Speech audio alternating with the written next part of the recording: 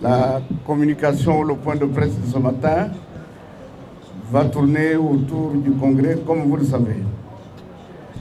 Alors, pour plus d'entrain, je préfère que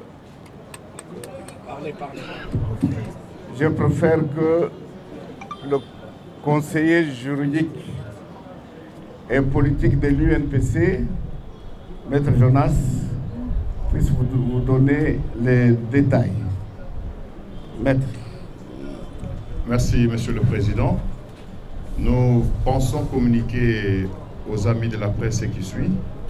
Le congrès est maintenu aux dates précédemment communiquées. Quant à l'organisation du départ et de comment cela va se dérouler, les précisions seront données par M. Jean-Marie. Cependant, vous avez entendu ou perçu une certaine communication hier qui avait pour tendance à pouvoir prendre certaines prérogatives du Congrès et à empêcher certains membres du comité directeur à se représenter. Nous voulons fixer l'opinion que dans le texte qui régisse l'Union, le Congrès est l'organe suprême. C'est seul le Congrès qui a l'autorité et la compétence de redresser et de ramener à bon port ce qui n'a pas marché, parce que c'est quand même un cadre beaucoup plus large et beaucoup plus défini. Et conformément à l'article 29, alinéa 1 des statuts de l'Union et 41 du règlement intérieur, la compétence exclusive reconnue au président est essentiellement la convocation et la présidence du Congrès. Ça voudrait dire qu'au terme du texte et de l'esprit des statuts de l'Union, seul le président convoque et préside le Congrès, les réunions du comité directeur et celles du conseil de gouvernance. Il n'appartient à aucune personnalité, d'où qu'elle soit et d'où qu'elle vienne, de pouvoir intentionnellement se construire une marche à briser les prescrits des statuts de l'Union. Et à ce titre, nous fixons qu'il n'avait pas été proscrit à qui que ce soit de postuler à tous les postes parce qu'ils étaient vacants. Et donc, nous restons ouverts. Nous ne pouvons pas, à ce stade, à quelques jours de la tenue du Congrès, ouvrir des brèches à ce que l'on peut appeler des arrangements particuliers.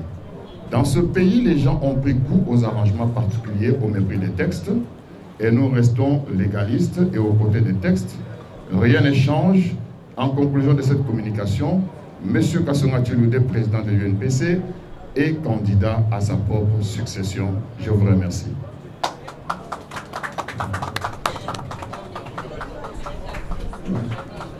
Bonjour, chers confrères.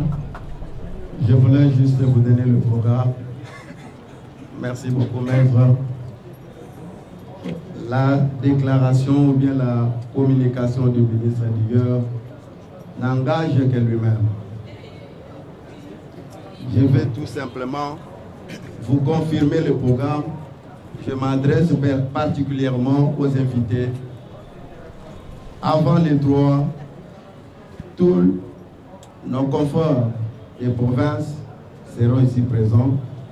Et le samedi, à 10h, nous demandons à tous les invités, à ceux qui ont des invitations, d'être ici à 10h et à 12h, juste la délégation. Donc, toutes les délégations, que ce soit les délégations de Kinshasa ou des provinces, vont quitter le siège, escortés par la police jusqu'à Mwanda. Et le 5, nous démarrons les travaux. Donc, c'est un peu ça la communication. Je ne sais pas s'il y a encore à ajouter. Tout ce que le ministre a dit hier, ça n'engage que lui-même. Ça n'engage que lui-même, j'insiste. Il n'a aucun pouvoir sur nous. Et l'UNPC n'a pas d'argent à distribuer à ceux-là qui demandent des pourcentages. Non. Ça n'engage que moi-même.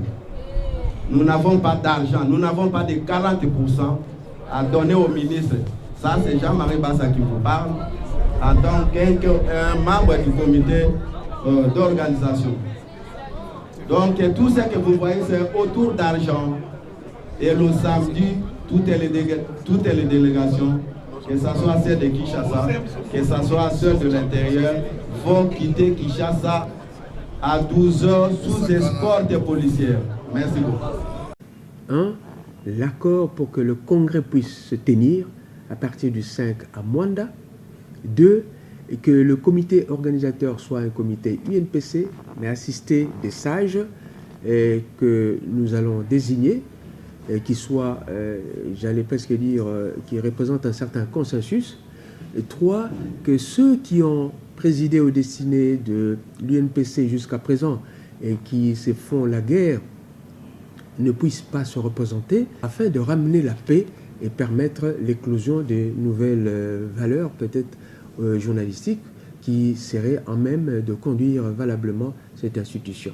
On me dit que j'aurais perçu de l'argent, 40% de 100 000, donc 40 000. Non, je veux bien que les gens aient du mal à justifier l'usage qu'ils feront, qu'ils ont fait, des 100 000 $ qu'ils ont reçus, mais qu'ils ne cherchent pas des boucs émissaires. Est-ce que quelqu'un de sérieux qui me connaît depuis longtemps peut prétendre à cela? Tous ceux qui me connaissent savent que je suis rétif à tout ce qui est argent, etc.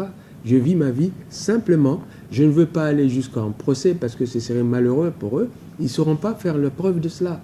Non, puisque nous prenons l'émergence d'une nouvelle classe journalistique qui puisse prendre les choses en main, alors les gens, ils s'arc-boutent à ce qu'ils croient comme étant des gardes, leurs gardes et leur, j'allais dire, leur casserole.